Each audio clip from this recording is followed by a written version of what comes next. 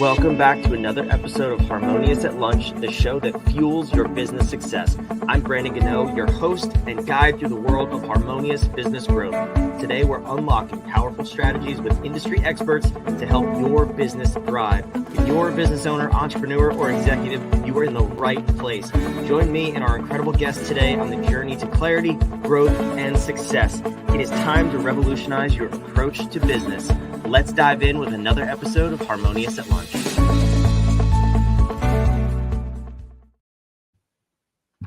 Welcome into another episode of Harmonious. I'm super excited to be here. We're talking to Jordan, who's across the world from me, which is fantastic. And we're having way too much fun before we started recording. So before we go any further, Jordan, welcome to the show. And thank you so much for being here.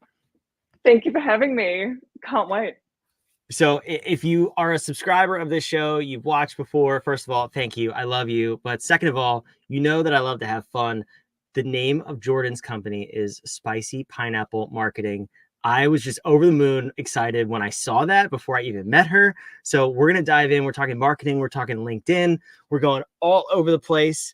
But Jordan, I'm super excited for this because specifically we're talking about LinkedIn, which is where I do a lot of business. Our clients do a lot of business there.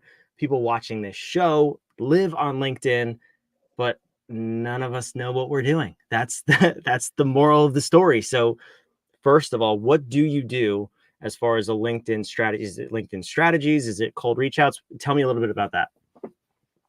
So it's a bit of a mix. So the clients I help are from a range of industries, from medtech, merchandise, hospitality, family lawyers, IT, we've got a chef. It's a random mix. And these guys all want to reach out to people that you can't just go and knock on a door and go, hey, I want to speak to the CEO of that company. So this is how I help them get in with LinkedIn, because everyone on LinkedIn puts their title, their location, the company size. So it's super easy to find them. So this is what I help with. So first I go through a strategy session to go, cool, who do you want to target? Who do we need to reach to get you into that business? After this is all sorted, we sort out messaging. The first message is always the same, that connection one, because honestly, no one really reads it. They just look at the mutual connections and that's about it. They go, cool, do you know someone I know? Fine, I'll accept you. It's usually the case. I think my first message is something like, my parents said you can never have too many friends. I'd love to connect. You know what, though? That's creative in and of itself, because usually it's like, hey, I'd like to connect. I hope you accept, or something like, again, nobody reads it, which is fine. But I always do notice the ones that are creative. Actually, you might like this. One that I got that I will always remember forever. It's the best ever. This dude said something like, hey, LinkedIn is kind of like the Tinder for business. So I hope you'll swipe right on me. And I was like, that's amazing. That's the best message I've ever received. How could you say no to that? I mean, I guess if you're like creeped out by it, but outside of that. Yeah, but then it also cancels out the people that you probably don't want to do business with anyway. True. It's an instant filter of if you're gonna mesh as human beings. I love that. So, but what I heard you say in the beginning, you said a random mix of industries and clients. What I heard is this works no matter the industry or niche you're in, which is very appealing, because I've also heard the flip side of that, where it's like, I only work with realtors. This might work with other people, but this is my specialty. So I really like that you have this wide range of industries that you work in. To me, that's really cool. I know, I like it, but then some people are like, oh, you need to niche down. I'm like, No. I've actually tried, but other people just seem to come at me. They're like, I need help with LinkedIn. I'm like, I'm not going to turn them down. I want to help.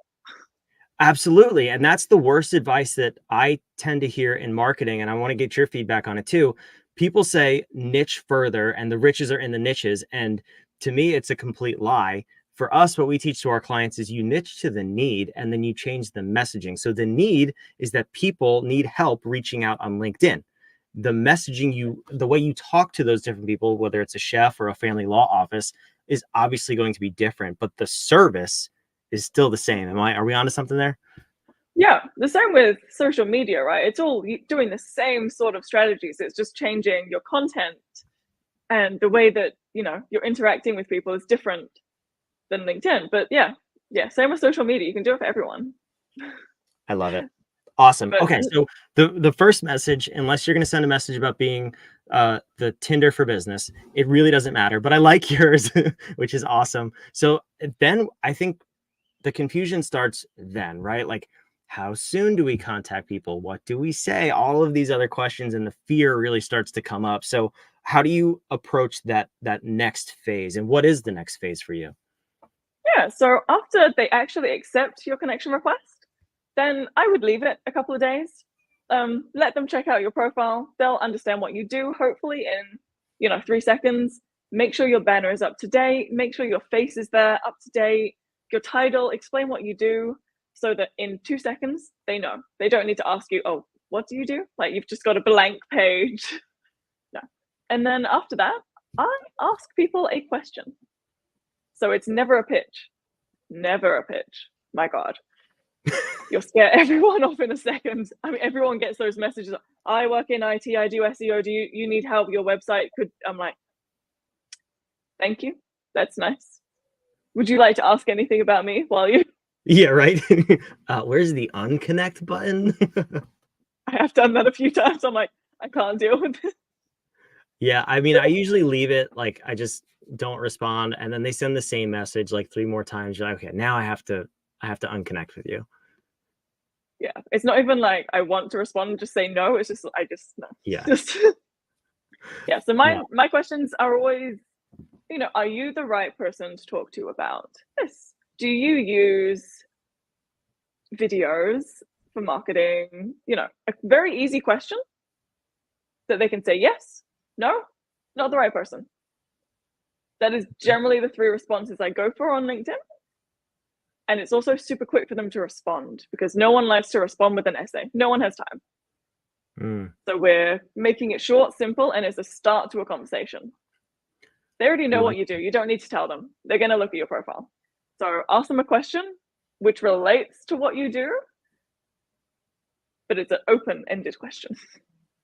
Yeah, that's fair. Well, open-ended with the possibility of a quick response. I think, yeah, I like that. What I'm not hearing you say, and maybe you just didn't say it, was that you're using automation tools for this. Are you? I do. Yeah. Okay. For the start, so the first connection message is the same. Yep. The second question is the same Mm-hmm. that I ask across the board. Because if, say, I am working for a video production company and I'm targeting marketing in companies, I can ask them all the same question for them to answer. But the conversation will go in different ways from there. So that's where it's not automated. It's going to be me on the back end having those conversations after that. But to make it quicker, first 2 are the same. Waiting for them to connect, and that first message. Same. Okay. Because why complicate it? Yeah, I was going to say that's definitely something that would be a concern, because small business owners, entrepreneurs, we don't have enough time in the day as is, right? And then to go add on 6 hours of farming people on LinkedIn is crazy. But okay, so then as far as the tools to automate things, do you have a favorite, or maybe a list of favorites that you've used in the past? Because that's, I think, another scary thing is picking the right tools. I'd love to hear what you're using for that. So I actually created my own. Oh, you got to just be all fancy on us now? This is ridiculous. Well, tell me more about that. That's really interesting. So that I can help if they don't want me to do it for them, I can go, cool, I've got a tool that can help you. You don't need me. I will do a training session and pass it on to you. If you have any questions, I'm here to answer. So with that, there's kind of a list of what you do. You're just linking things in a tree. Let's say, so, if you're not connected, you do this. If you are connected, you do this row. And it also engages with the profile. So it goes and follows the profile. It goes and views the profile. It endorses their skills. It likes the posts, so that you don't need to manually go and do this every day. The system behind you is doing that and engaging, which is absolutely amazing, because who has time to go, yeah, view profile. Right. And I'm connecting with 100 people a week for my clients. So it's a lot. And even when they have connected, this automation still continues. If someone doesn't respond to your message and you endorse their skill, it's like 100% prompts you back to that conversation to say thank you. Interesting. And then you remember, shit, I didn't respond to them. So now I kind of need to. It makes them feel bad, right? Yeah, and all of those notifications from LinkedIn you get when someone views your profile, follows your profile, notifications from LinkedIn, notifications on your email. It's different touch points. Mm-hmm. Yeah. So brand awareness and sales. It's great. Yeah, I think that's something that I've definitely noticed between the people who just send those like cold pitches right away and they keep sending them versus the ones who take a more patient and I hate to say calculated because it has a bad connotation to it, but a more calculated approach is like I see their face and their name every day in my notifications for like 3 weeks. And I'm like, who are these people? It almost prompts me to reach out and just be like, thanks for engaging on my posts. Like almost like do their job for them and beat the automation to it because I'm sure it's automated. But how much easier is the process that you find going that route than just going right to DMs? It's more interesting. If you just keep messaging someone, they're going to ignore you. Right. So having that awareness and then also posting content quite, I would say twice a week on your own LinkedIn gets their attention. They're like, oh, that's really cool. But don't post about your business. It's more about you. Let people know about you, what you do, how you've helped your clients. That's going to get the best responses. If you're just, oh, this is what I do. Here, go to my website, do this. No one's going to actually respond to that on LinkedIn. It's more personal. I put a post up, I think, a couple of months ago about I've traveled to 32 countries. And from that, people just responded. I've listed the countries and I'm like, oh, I've been there. What did you think? It's not even about business. It's like, oh, I can talk to you about something. It's just being personal. Yeah. Yeah, that's cool. I was going to ask you that too. So obviously it's important to have a profile that's active and now you're not just like DMing people and interacting with them. As far as the content to post, how much is a mix of professionally what you do, whether it's results for your clients or what you're doing in your business, and then the mix of the personal life too. I've always struggled with that, especially on LinkedIn, because it is such a air quotes professional platform. I'm like, do people want to hear that I had like a steak for lunch? I don't know. That's weird. So like how much of that is like, or what's a good balance between the two? I want to say if you're posting twice, 3 times a week, your polls can even be random as well. I think I asked someone once, like in the morning, like, do you drink coffee or tea? Like, what's your drink of choice? It's just about getting that engagement. It's not even about business by this point. So it's complete mix. I'd say one business, one personal. If you have pets, gold mine. Post a picture of your pets. I love it. Literally, it will get the most attention, which is really strange. You think, okay, that's like Facebook. But then it's transitioning to LinkedIn and you kind of put a background of your business while talking about your pets. It's a weird one, but it works. And for you, you could post pictures of your giant 8-foot spiders, and I'm sure that would get engagement too. Yeah, when I go and look for them, I'll find some on my camping trip this weekend. I'll send them to you. Don't send them to me. We were talking before we started recording. I mentioned Jordan's from Australia, from the Sydney area, and I was like, I've heard so many bad things about the wildlife there. And then she said she went camping. And I'm like, no, just no. So please don't send me those pictures. I have a thing about spiders, like little spiders. Please don't send me 8-foot spiders. I'm gonna unfollow you. I'm gonna unconnect with you, like I said. Oh man. Ouch. Okay, so aside from the big spiders, I like this, and that's very helpful. I am doing LinkedIn totally wrong. I can tell already because I don't post anything about my personal life. I just assume people don't care, but it's good to hear that people do care and they want to see that you're more human. So then what are some other things you do with your clients to use LinkedIn as a sales tool? We're reaching out, we're engaging with profiles, we're asking questions, we're not cold pitching. What else are we doing? So it's pretty much building on that conversation. Usually you're still not really pitching in the next couple of messages. And then it's all about getting that conversation offline. So you want to have a video call with them, you want to get a phone call, you want to email them some more information. It's getting them onto a different channel after that. So that's what I do. Either my clients are like, great, I'm in video production and I want to send them an email with all of my pricing and what I've done before. Great, I'll get that email. And then it goes back to them to be able to close it after that, because that business owner knows more about their business than I ever will. In that strategy session, I try and go through as much as I can, write it down so I can be them. So I find out enough, but I'm still not them. Then Right. I pass it back so that they can answer those questions. Unless something comes up like, oh, I had one once when someone said, I know your brother.